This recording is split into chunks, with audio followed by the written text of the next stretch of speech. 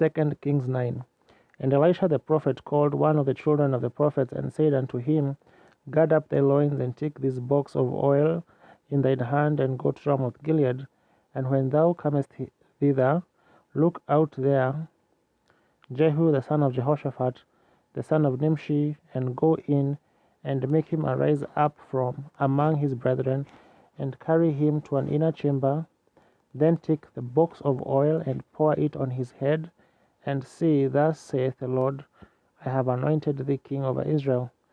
Then open the door and flee, and tarry not. So the young man, even the young man the prophet, went to Ramoth Gilead. And when he came, behold, the captains of the host were sitting. And he said, I have an errand to thee, O captain.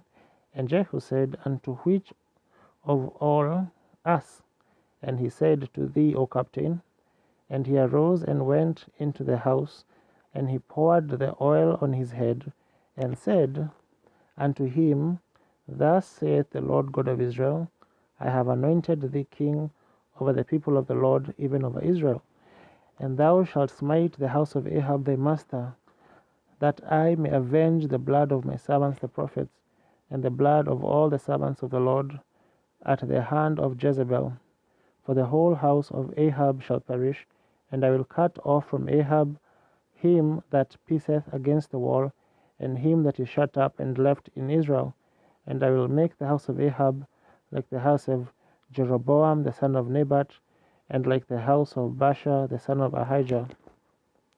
And the dogs shall eat Jezebel in the portion of Jezreel, and there shall be none to bury her.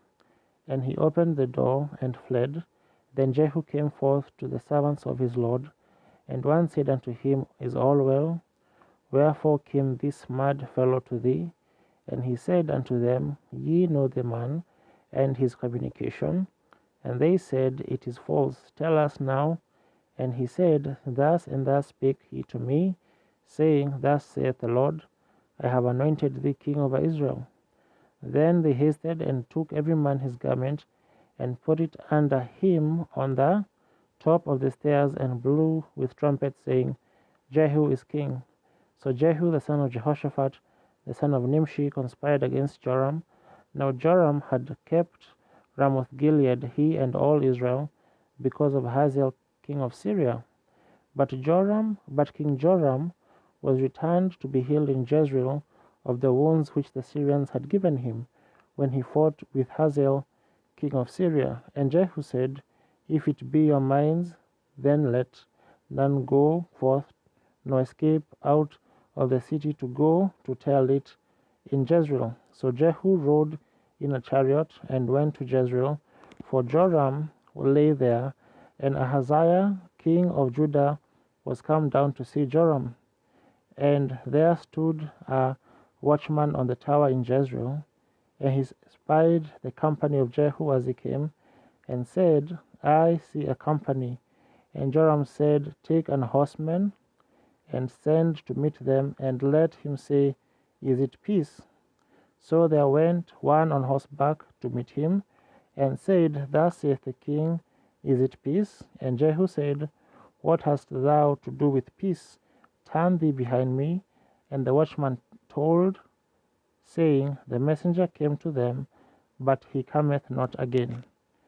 Then he sent out a second on horseback, which came to them, and said, Thus saith the king, Is it peace?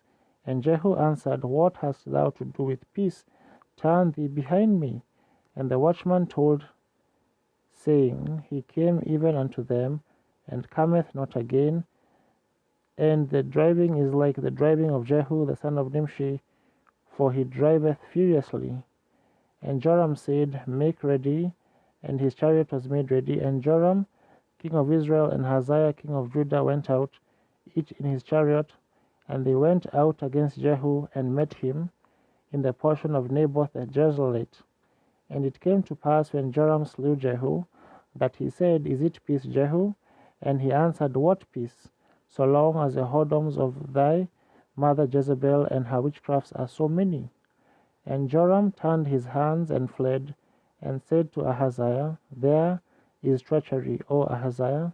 And Jehu drew a bow with his full strength, and smote Jehoram between his arms, and the arrow went out at his heart, and he sank down in his chariot.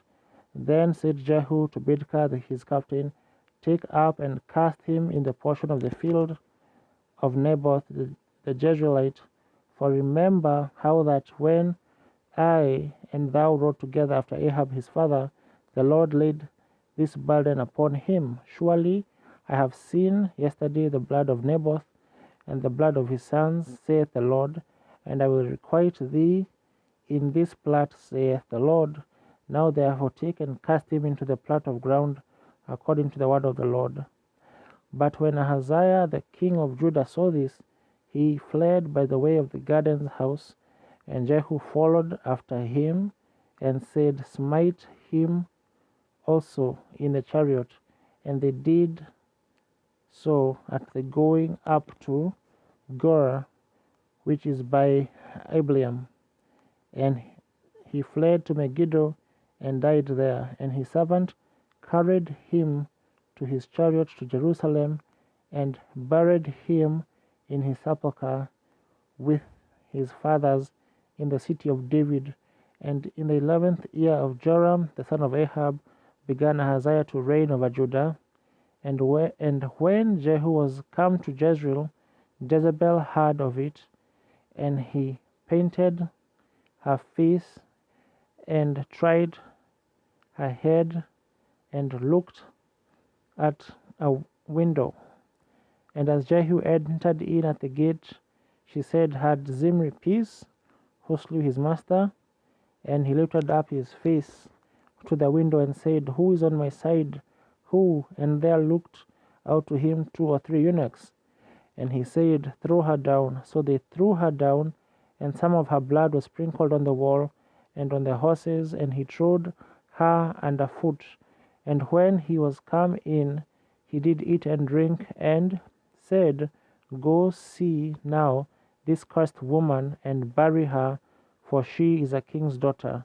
And they went to bury her, but they found no more of her than a skull, and the feet, and the palms of her hand. Wherefore they came again and told him, and he said, This is the word of the Lord, which he spake by his servant Elijah the Tishbite, saying, In the portion of Jezreel shall dogs eat the flesh of Jezebel, and the carcass of Jezebel shall be as dung upon the face of the field in the portion of Jezreel, so that they shall not say, This is Jezebel.